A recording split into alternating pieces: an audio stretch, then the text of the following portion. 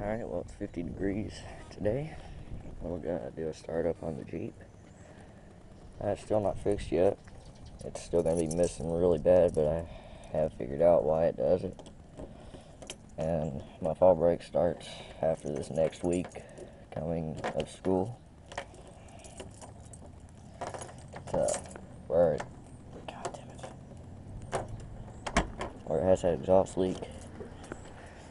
And that hole in the manifold, it doesn't hold enough back pressure.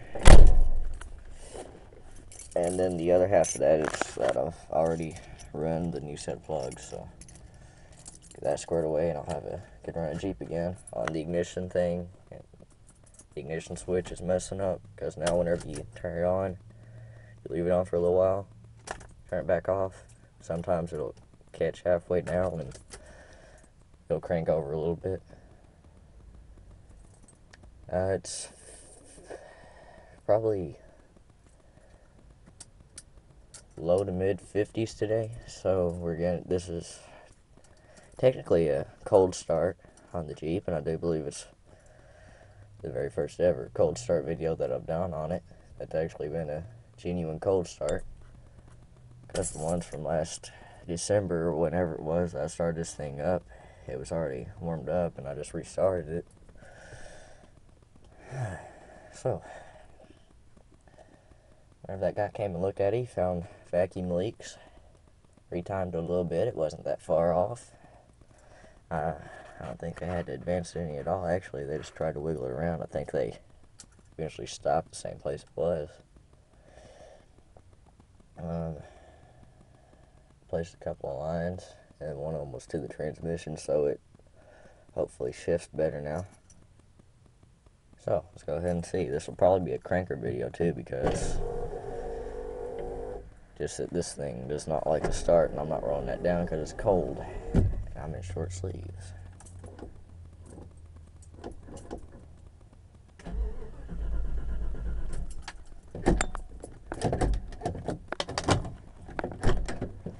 Okay, let's try that again.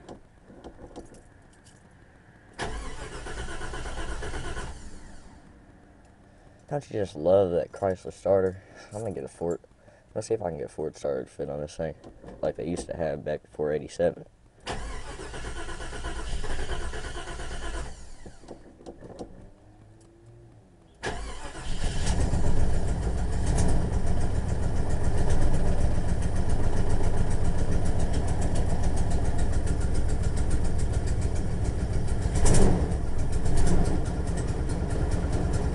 Galloping.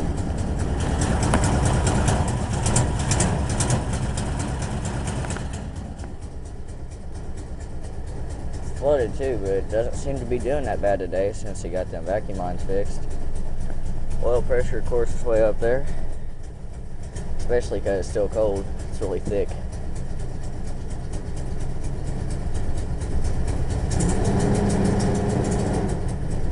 Hear that galloping?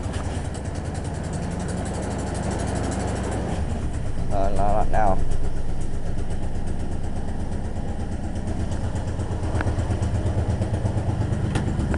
You can hear it's got a dead miss now.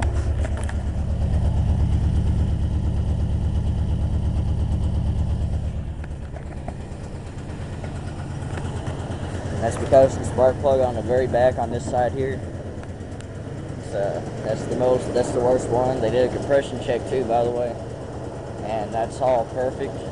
It's got good compression and all.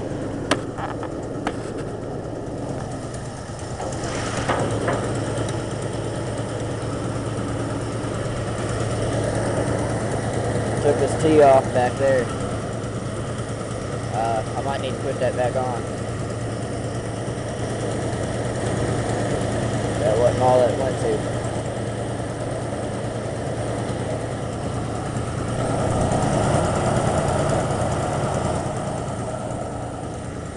Seems to be lining out pretty good, given the way it is.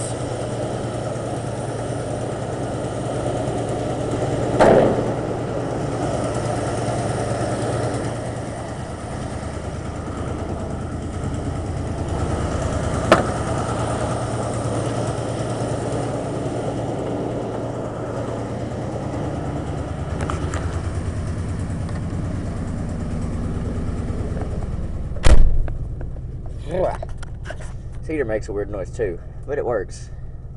I think. I busted holes in that box, but it does still have the core inside, so.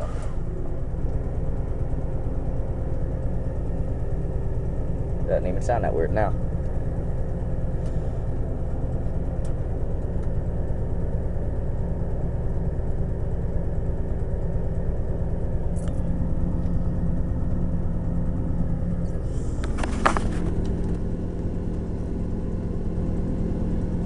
And of course, the vents stay a little bit out of whack.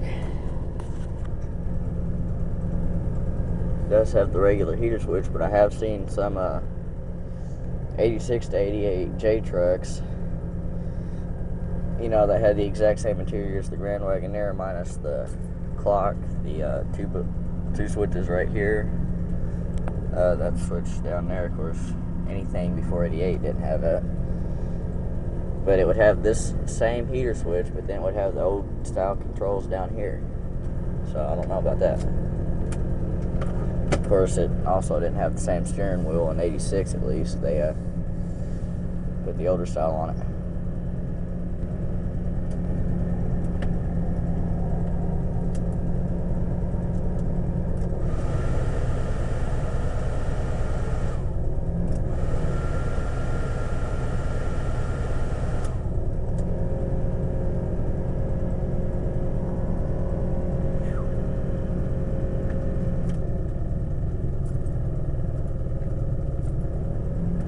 Oh well.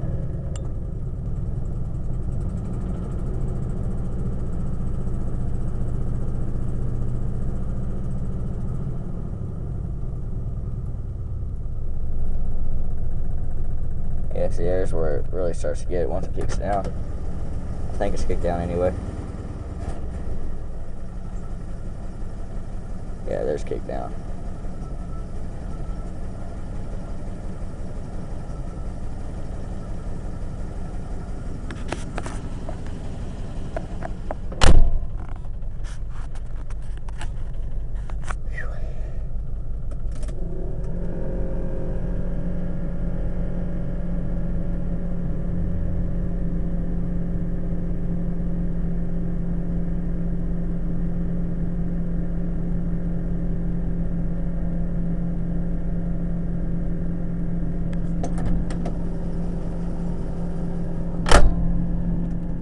You know what? This thing's gonna take a while to warm up, so while it's sitting there warming up,